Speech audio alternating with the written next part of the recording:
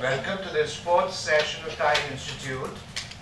Last week we had a session on social systems and change leadership, and we had a wonderful entrepreneur who came and narrated their story. Today about discovering your calling and what it takes to identify opportunities. We're going to talk about discovering calling, and we have Duncan here with us to talk about that. Success, passion, discovering your calling. If you want to do something, if you want to make a change, you got to have a goal, you got to have passion, and you got to have a plan to go about doing that. Success can be defined as progressive realization of personal worldwide goal. Last week we talked about goal setting, and we did request that each one of you might like to set a goal for yourself if you have not already done so. I'm not sure whether it fell on deaf ears, but it's about you, it's for you, and it's your decision. If any one of you have done anything about that, would you like to volunteer now and talk 30 seconds or 60 seconds about that? No volunteers?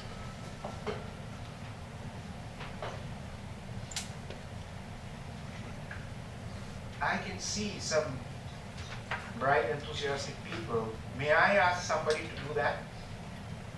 How about you?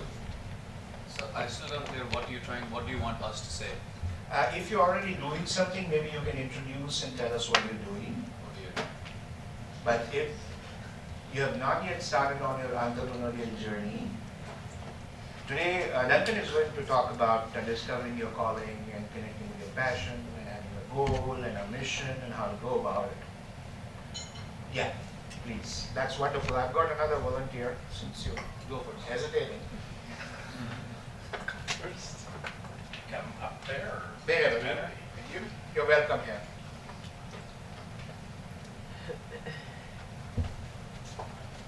30 seconds. 60 seconds. 30 seconds, I'll roll with that. Hey, I'm Josh Leslie. I worked for about a decade in the field of research ethics and human subjects research administration. I got so fed up with the red tape and the lack of good tools and things that were making it a very bureaucratic and cumbersome process that I sort of hung up my corporate life, my corporate life, and now I'm working to put the human back into human subjects research administration by developing tools and things that they could really use. Wonderful, Leslie. Thank you. Anybody else? Please.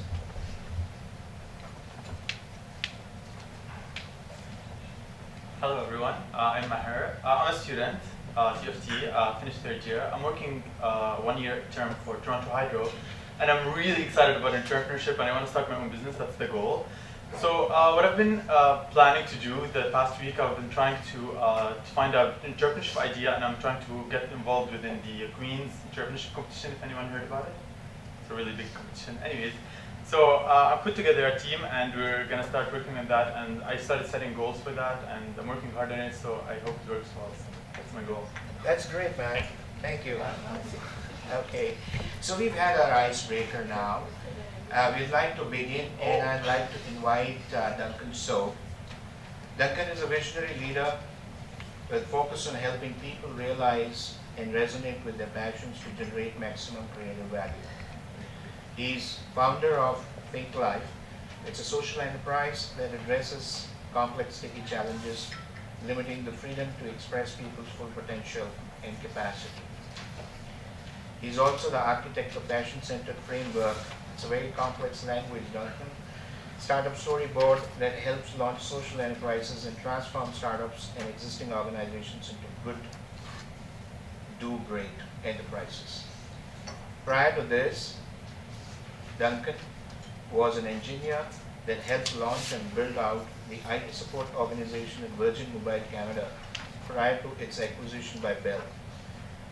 he's fascinated by application of Richard Branson's "screw it, let's do it" approach to entrepreneurship and change making. Uh,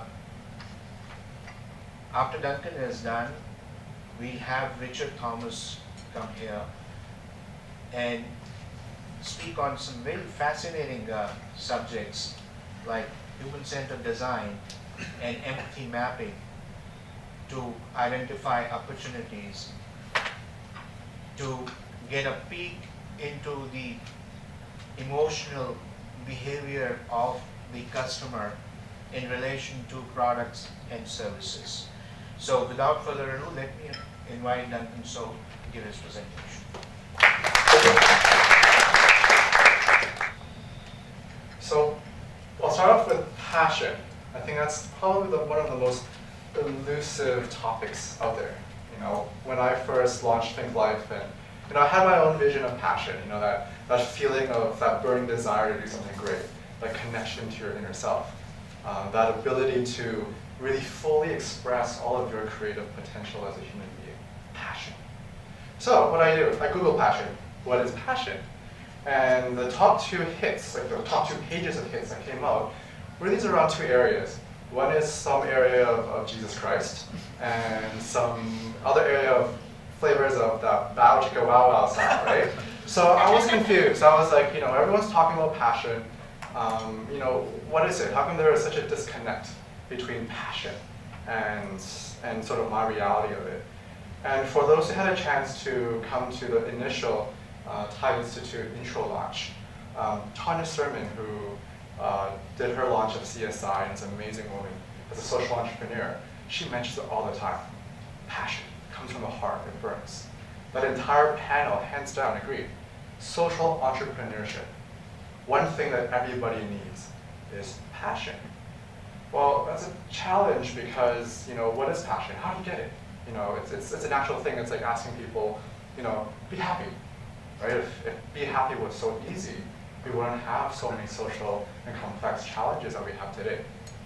So I did my deep dive in understanding sort of what is passion, and what does it stem from, and how far does it reach, and what does it mean for a social entrepreneur, one, and two, what does it mean for us as just a general human being? So, if you look at keep calm and listen to the flame, sort of play it on with the meme. The point is, passions is more than just an interest. It's not, I'm passionate about kittens, I'm passionate about knitting, I'm passionate about cooking and baking and stuff. And that's great, those are interests. Those are extensions of interests that make you really excited. Passion is a feeling. And so I had to shift my language around because I no longer use the word passion. Follow your passion, follow your heart. I use the word passionate, which comes to what I call a state of mind. Born from this whole Zen philosophy, right? Passionate is much like happiness. It's not being happy, it's a state of mind. It's a zone, it's a flow.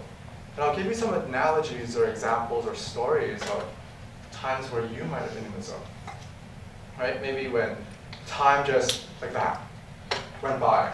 Sometimes when you're creating something that's just so effortless and so easy, and people look at your comment and say, I don't get it. I spend hours and weeks doing that type of stuff.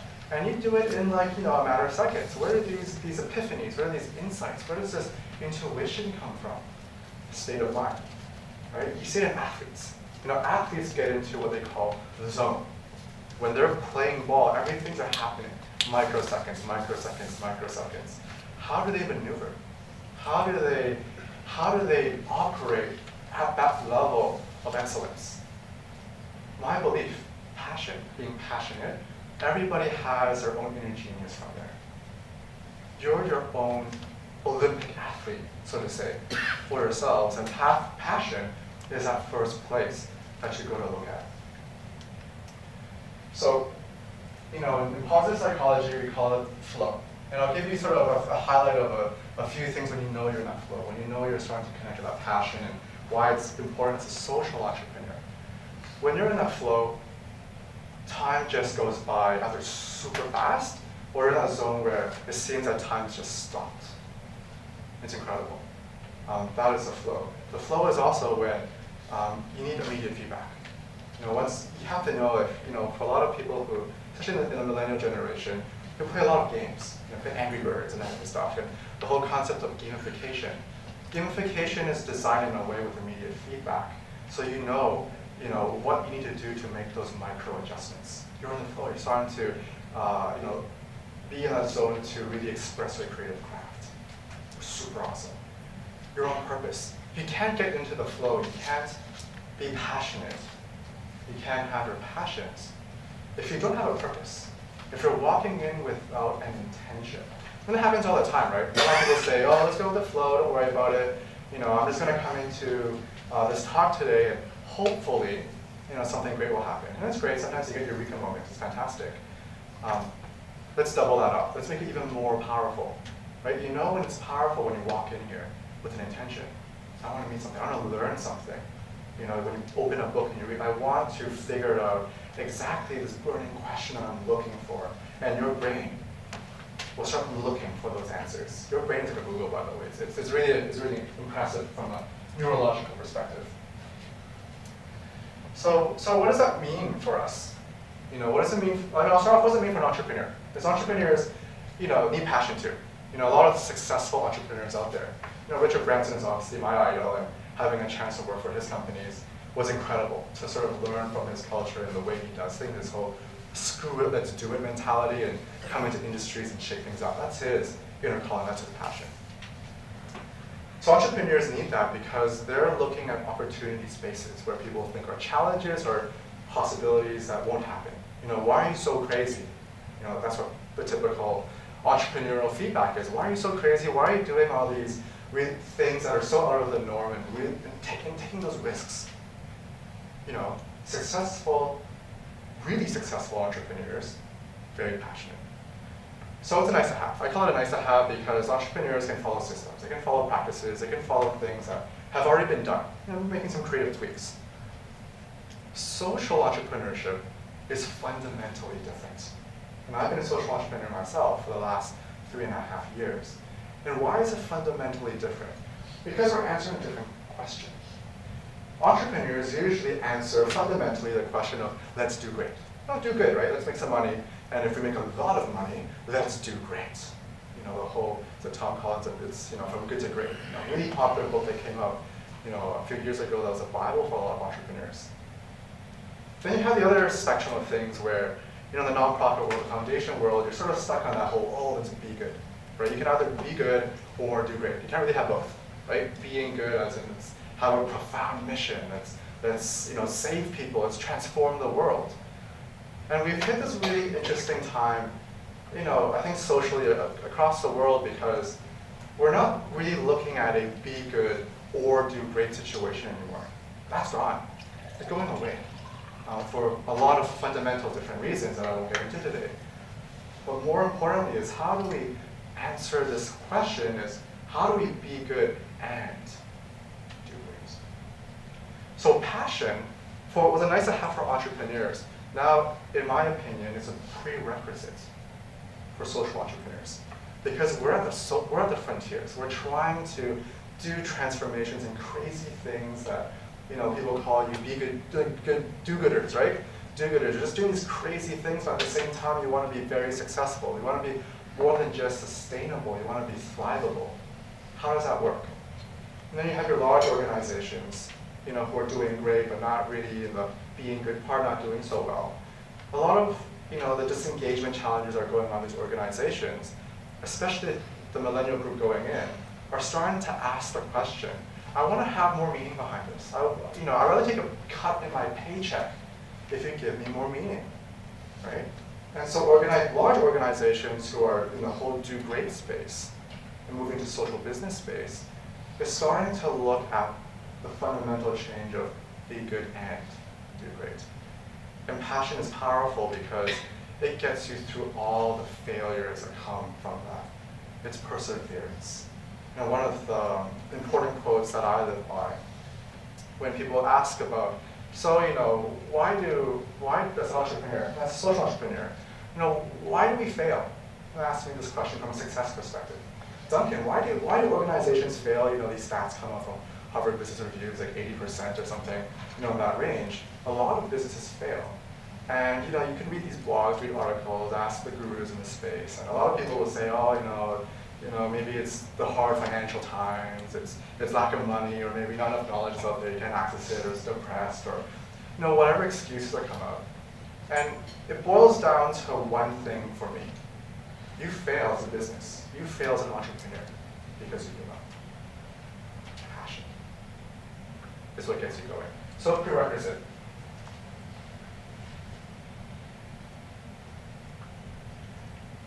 So it goes to, how.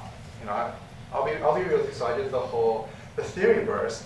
I'm an engineer. My background, I'm an engineer. And I'm pragmatic. I like systems. I like cause and effect relationships. I like frameworks. I like how do you get from A to B to C to D. Right? So, the first thing I ask is, some things are not important. Meaning is we go through our lives every day doing things that are not important to us. And we don't even recognize it. We're not aware of it because we don't ask those questions. You don't Zen all day or meditate. A lot of people who don't meditate might not even ask those profound, who am I and what's the purpose of life? Now, I'm not suggesting that everyone go out for some sort of, disappear off for a 3-year sabbatical or something. But what I am suggesting is to help you understand and realize that passion comes from a place of what I call values. It's a fluffy word, it's a psychology word, values. Values. What's important to you? Well, it's very simple. It's a feeling. We all have it. We all shut it down. We're good at shutting it down. We're all prepared to be intellectual, to think logically, to think pragmatically. And we don't spend that time to be sensitive to our emotions, sensitive to our intuition. We don't develop it. We shut it down and support it. We don't trust it anymore. And so what I did for one of my projects called Startup Storyboard, and it's out there for free if you guys want to check it out, the first exercise is actually an inner congruence exercise. And it's just a whole list of different emotions, positive emotions, not negative emotions, positive emotions. And what you literally do is you take your deep breath and you really ask yourself what is important to me. And what's really fascinating about how the brain operates and how your emotions operate and how that connects is that you'll get a feeling, a tingly spider sense, your intuition, that just resonates with your heart. And you'll see words. Some words will pop out. Some words won't. And when we've done this en masse, in groups of 25, in groups of 100, what we've discovered was everybody is different. Fantastic. That's why it's so important, because when you understand what's important to you, and you're all different, you can start to connect to something today that I want to allude to call your life calling. This is not some sort of spiritual awakening moment, but it is that profound experience that you'll get or come really close to getting when this is it. This is what I want to do. Anything else is just a clarity check to help me to get congruent and aligned to what I want to do. And that is extremely powerful for a social entrepreneur. Why? Because you're out there making a change and a transformation to the world for the good. You're helping humankind as a whole. And the challenges of some of, what I believe in some spaces is when you don't find that clarity, you may act out of a negative space, out of a very defensive space, out of a very lack of space. And that takes away so much power and energy you have to drive you forward, to propel you to be successful as a social entrepreneur, a social change maker, a social business owner, a social entrepreneur. Some things are not important. And that's fantastic. So you sort of find out what's important, and what I suggest you guys do is start mapping out across your life. What are the patterns? What are the patterns of when things just really jive for me, when things really work? And there's a process in Startup Storyboard called insight mapping, which helps you go through two things. One is it identifies breakthroughs. Breakthroughs happen when you realize the patterns of negative behavior that keep going and going and going and going and going, and you realize, oh wow, I'm operating from a very not great space, and that's why all these not great results are happening. Emotional connection to the intellect, really fantastic. You have what's called an aha moment, eureka, boom. You realize how do I connect my negative patterns and move into a positive pattern space? A reframe, really quickly. And you start to really hone in, into that 85, 90, 95% peak performance, human peak performance, when you start to operate from a space where it feels good. Values first step, insight mapping number 2, learn to get insights, and you move into sort of a mission, And the typical coaching experience, let it be from a business or personal coaching or entrepreneurial coaching, is sort of set that mission statement. And before you move into an organizational mission statement, I want you to think of how you can connect that to your personal mission statement. And we see that in the startup space.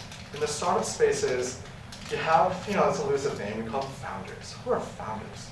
Well, founders are interesting because they usually have this aha moment. And I want to do something, and nobody else is doing it, and I'm sort of leading the charge, and hopefully I'll rally some people together. And it usually comes in from an intuitive feel of that mission. But you can't operate from there. It goes only so far, because as an entrepreneur, and a social entrepreneur to be specific, you can't do it alone. And any successful business owner, any successful person who's launched organizations knows that you need a fantastic team to back you up. So what does that mean for the social entrepreneur? And you move into a concept called mission statements.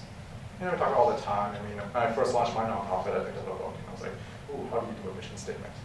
And then I realized very quickly that type of mission statement working is fundamentally different than a mission statement for a social entrepreneur. Why? Because a social entrepreneur has a great mission. And this is something completely quasi, by the way. It's not even from a real organization, it's from Star Trek. It's a movie.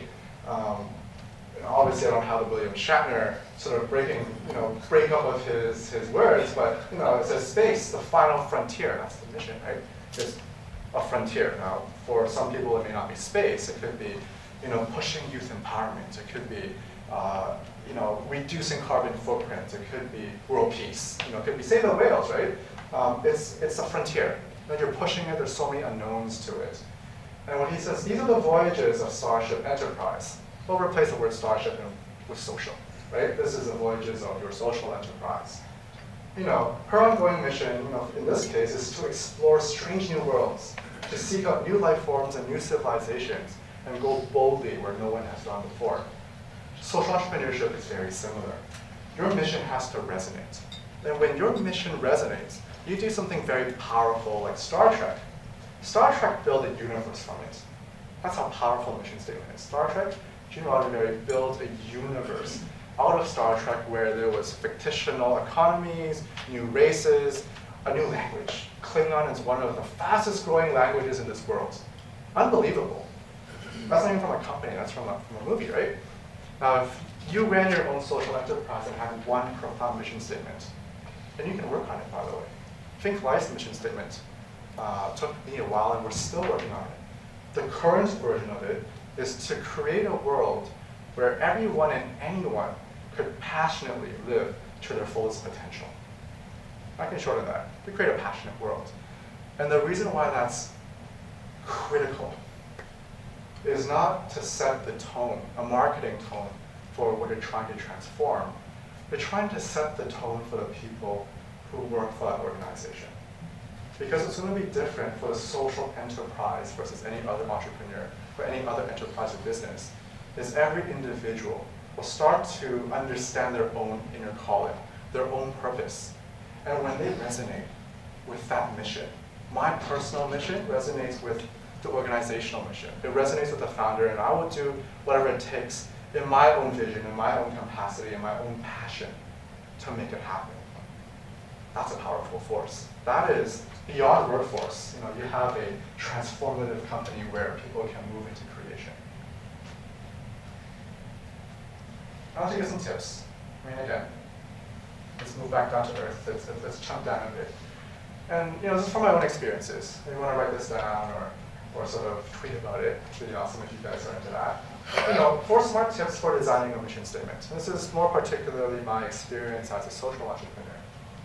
One is make it very compelling. I remember having those challenges where when I wrote my mission statement, people were like, it's not specific enough. coming from a computer engineering background, you know, as a total tech nerd, I like to see details. I like to see like, well, my mission is to optimize this piece of code. That's so fantastic, right? But everyone's like, what does that mean? It doesn't transform the world. What are you trying to do? And so when I was creating the mission statements with my team for Phinkife, it was how do I make it compelling? How do I make it so the people I can affect know right away that resonates with me? Wow, that's powerful. I don't know what you do, but that's powerful. That's good. That's good. And you know, some people will argue, right? Oh no, you can't do that. You know, you gotta be specific. If you're not specific, you can't hit those targets, right? I need those. I want to hit $1 million of revenues this year. I want to get 50,000 clients this year. Be specific. That's going to be your mission. That's a goal setting exercise. It's good. You need it. When you craft your mission statement, you also go through goal setting because you're going to have a very natural visionary leader who's rah-rah into the dream world. But you have some people who want to say, I want to make it happen. What's it going to take to get there? What are the milestones?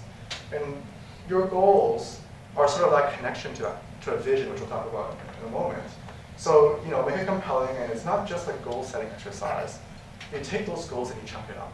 You ask, why are we doing that? When you set a goal, I want to launch 50 or 500,000 Androids this year. I want to raise $200,000 this year. Why? Oh, to you know, pay the payroll. Why? Why? 5 whys usually does it, by the way. It's a good exercise. And the third one is, you know, make it a service to others versus service to self. A service to self is a very, what I call ego-centered approach to defining a mission statement. And it gets challenging because it's hard for your organization to resonate with it. It becomes I'm great, I'm the visionary leader, you know, I'm going to do all these great things, and you're going to pull everyone with you. You move away from the concept of we. When you're a social enterprise, when you're trying to transform the world and change lives, it's a very we thing. You know, you're just a part of that conversation. And so it's a fundamental shift of thinking. It's a fundamental shift of a belief pattern. You know, if we're conditioned with I want to be great, I'm great, everyone else sort of okay, you know, good luck to you, and you don't have that compassion, you don't have that connection to a greater good, a greater calling than just something in yourself, then you're going to have some challenges in the whole social change space because those who are trying to transform won't believe you. And it's fine. I went through that, by the way. I went through that and I realized, you know, when I was going through Phinkife and my team was like, wow, Duncan, you're incredible, you have this amazing passion, this super energy. But if you're gone, what's going to happen? I don't know. There's no legacy left behind. You know, we're going to have another Apple moment where Steve Jobs leaves and it's going to collapse. Like, ooh, that's not good. That's not good. What does that mean? I got to fix these, make it more compelling, make it alive to their own purpose, and make it greater than myself. You know, so my own. You know, my own personal passion is to help people be passionate, right? So obviously there is a bleeding. It's more than me. It's bigger than myself. And how do other people contribute to that vision? The last piece is make it emotionally connect. I mean, if you know, other mission statements that you may read, it's all fluffy. It's either really fluffy marketing, or it's really long and detailed, and it challenges your intellect. It's a very logical process. If you realize that's happening, you know, do focus groups. Change the words around. What are the emotions that connect to in a compelling way where you're trying to serve as a mission statement? And you know, once you do that, you know, it gets really compelling. I love Google's mission statements. I love Facebook mission statements. Surprisingly, they are, in my opinion, a social enterprise in disguise. Even though they are a for-profit organization, they want to make this world more open and connected. And they've done it. They made sharing completely easy. That's their mission. It's simple. It's simple and yet profound, and it ties into the actions that we do. So, you know, we're sort of moving into, you know, you've got that mission, you got your values, you know what's important to you, you got the eureka moment, you're coming really close to sort of your purpose and what you want to do, and you're taking that purpose and you expand it into a mission statement that asks compelling people. And then I ask this question, and it's more a success question, it's around your vision. It's about how you develop it. And everybody's vision for something is essentially their belief for what they believe is successful. Financial success. It could be that. It could be reaching a number of people. It could be a number of blog postings. It could be a number of tweets. It could be number of trees that we save today, or the carbon footprint percentages that we lower, or the gas that we save, right? Whatever it is. And so one of my favorite quotes is, success is a progressive realization of a worthwhile idea. In fact, I would replace that with a worthwhile dream. Because now you're moving into vision, right? So how do you do this vision stuff? I mean, vision stuff has been done, in the human development space. I mean that is overused. It's very easy in the organizational space. Loosely touched upon, I'll call it, right? It's about using your imaginative capability, your imaginative capacity. And the challenges is that I've recognized, both as seeing sort of the trends of organizations today and the whole rise of this new millennial generation that's moving into startups, is this whole concept of, wow, back in the day, you work for it. You work your experience, and it's a very logical progression. When you get into the aha wisdom moments, well, you start to be able to develop this capacity for vision. It's completely untrue. Completely untrue. Vision is only your imagination. Now, imagination is a very powerful thing. And a lot of people shut it down for whatever particular reason. Imagination is so profound as a human experience that we can create in our minds the feelings, the emotions, the tastes, the sounds, the looks, where our bodies will react to it. Fantastically powerful. You gotta practice that. You have to develop that. If you want to be creative or innovative or whatever it is, you have to practice that. So I have what I call, a scale of creation. In other words, to use a very loose term for it. And as you're practicing vision as a skill to develop for your imagination, my first step is called creativity. Creativity is simple.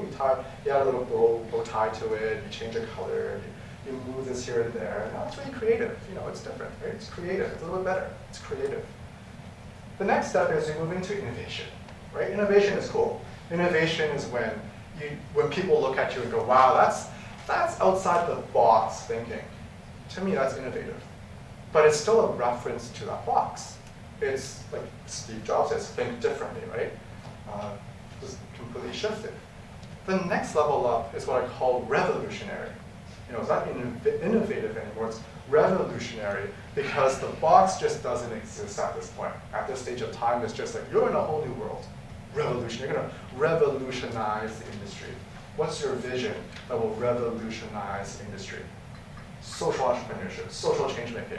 I'm gonna revolutionize the food bank, right? I'm gonna forget the food bank, I'm gonna make it into a thriving community ecosystem where we tap into the network of food banks as a vehicle to push thrivability out to the world. What? Okay, that's very different, fundamentally different. And then you move into a space that I call visionary.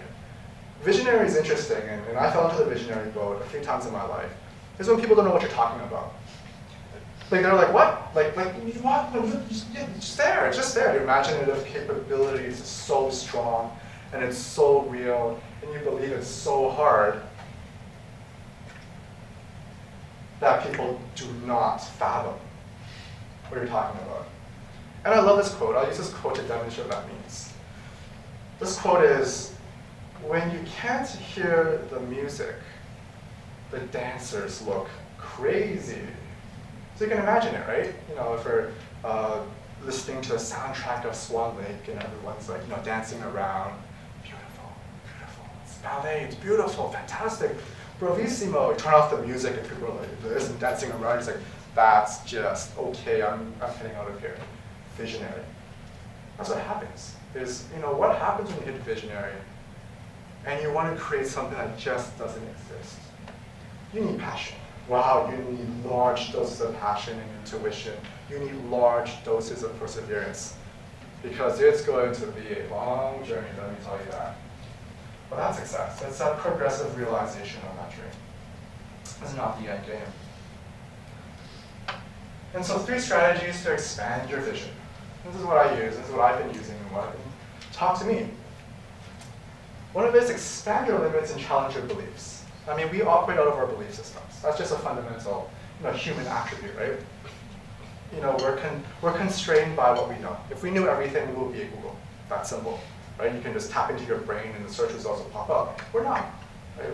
We're only exposed to our own experiences and what we've been through on our own personal journey. So challenge your beliefs. So this is what I did in my own experiences. And I recommend you as an exercise, if you want to do it, go for it. Travel. You know, I come from a very typical driven Asian background. You know, you're going to be an engineer, a lawyer, whatever it is. But one thing that I really fully appreciate my parents for is they let me travel.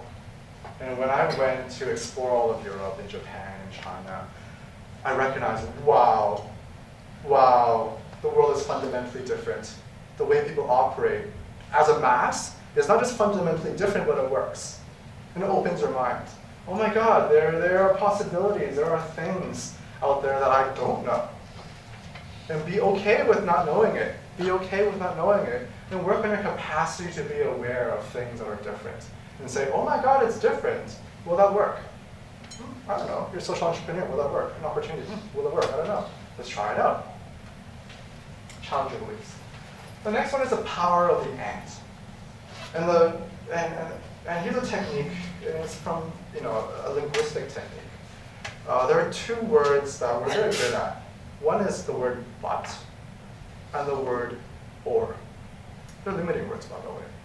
And it limits how you use your imagination. Because when I say, is it left or right?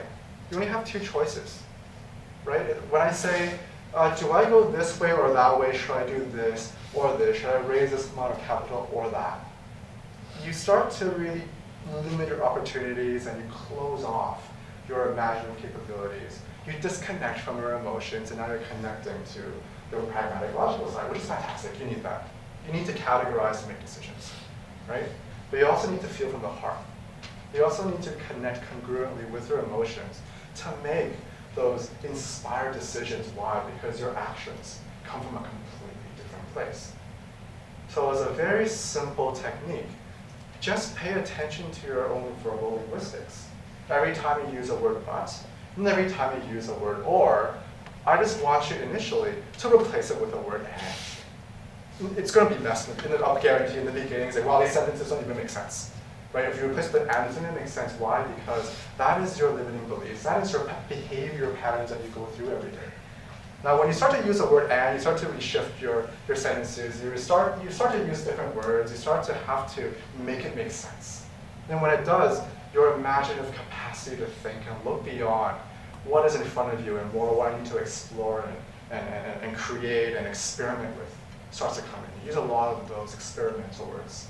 You use a lot of those, let's fail forward, let's fail fast, let's iterate, let's iterate, let's iterate. The cost of failure is actually very cheap if it's done in small increments, because the price you get when you win and get it right is to the next level.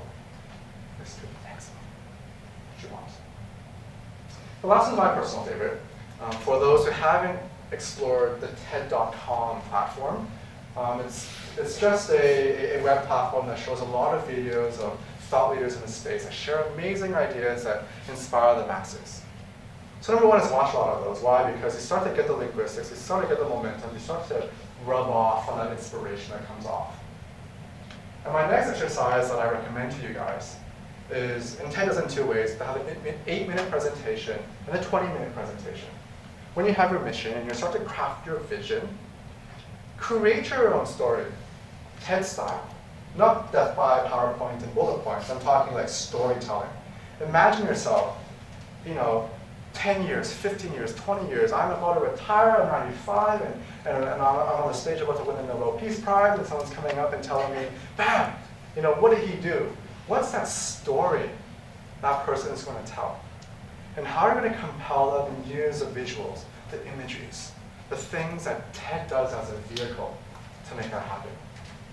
And as you begin to turn that into autopilot, as that begins to turn into your own language, it's so easy to resonate with people. It's so easy to find those who are connected to your cause, both as people who work with your organization and the customers, the clients, the users, the people that you're trying to really enable, to add value for. Right? Storytelling via TED.com. Fantastic experiment. So I'm just going to close off. I want to be conscious of my time. And so I developed something called Startup Storyboard, and I started to look at patterns of what's the difference between an entrepreneur and a social entrepreneur. And a lot of it was emotional. A lot of it was about passion, about like calling and values and things that you do not teach us in an MBA, right? This is the MBA of hard knocks for social entrepreneurship, right? And it follows a very simple yet fundamentally powerful process that is used in storytelling. As a social entrepreneur, you get a call to adventure where, Frodo Baggins gets a call to adventure to, take the ring of power and destroying the Mount Doom or whatever, right? So he gets this call to adventure and it's really freaky. I don't want to leave the Shire, right? As a social entrepreneur, you get this calling, right? There's something I gotta do, it's my passion, that's it, I'm gonna drop everything, but I'm scared as hell. Everything's telling you not to do it. Your steady paycheck, your mortgage payments, your children, your responsibilities, fill in the blank. And usually, what I recommend at this stage is talk to people who have, what you have already, and it's been where you are, right? And you can talk to them. There's supernatural aid, right? And then, what does it take? What's the next step? I just need to make this leap of faith. We can always call this a leap of faith, right? The leap of faith is when you journey from the known to the unknown. And entrepreneurs go through that as well, not just social entrepreneurs. Any change makers go through that as well because you're moving out of your comfort zone. And then you go to this massive epic battle where there's ups and downs, lefts and rights, challenges and temptations. Like what Tanya said in the intro, like buyout options, VCs coming at you, whatever it is. No VCs, no money, no nothing, no resources. People leaving, people getting fired, people cheating on you, whatever, right? You get all these challenges and temptations. And those are your learning opportunities as a social entrepreneur and why your passion is important, your values are important, making congruent decisions are important, taking inspired action is important. Because it gets you past those hurdles. And you get stronger every time you iterate from that, right? You iterate from that. And then you transform. Oh my God, I solved this little problem. Ooh, I solved this little challenge. Ooh, I actually hit a goal. Fantastic. Beautiful. And then you get comfortable, right? But the difference between hitting a goal, I hit my revenue target, I hit my customer target, I hit this, is even as an entrepreneur, as a business, social business or not, social enterprise or not, you're going to get comfortable again. Why is your mission important? Why is your values important? Why does it need to be compelling? Because it reminds you there's still more. And for those who are entrepreneurs, you'll understand this. For those who are starting this journey, once you get comfortable with being uncomfortable, entrepreneurship and social entrepreneurship becomes addictive. It feels good. Why? It's a projection. It's a manifestation of your heart. And you go and you go and you go and you go. And then you realize very quickly and you integrate this aha moment. Wow, success is a progressive realization of a worthwhile dream. For those who want to check it out, startupstoryboard.com is a social business toolkit I've created that looks at that journey and provides a lot of strategies to help social entrepreneurs launch their organizations. So thank you very much. Take a couple of questions if you have any at this stage. Any aha moments anyone got? Sorry, the last quote you said was success is a progressive realization of what, sorry? Of a worthwhile ideal, dream, goal, fill in the blank. You can go as big as you want us. You talked about time and how you get into the zone when you get out of time. Mm-hmm. So I'm actually reading a book. It's called The Power of Now. It's a very spiritual book. And it talks about, they refer to it as psychological time. Okay. So they refer to it as a psychological time. And it's very interesting how they it's also related to Zen studies or something like that.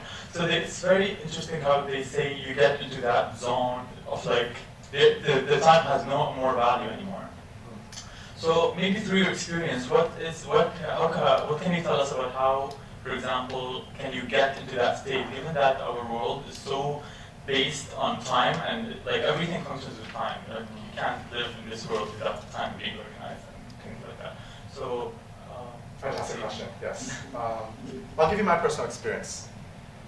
When I was working in the corporate world, everything's about time.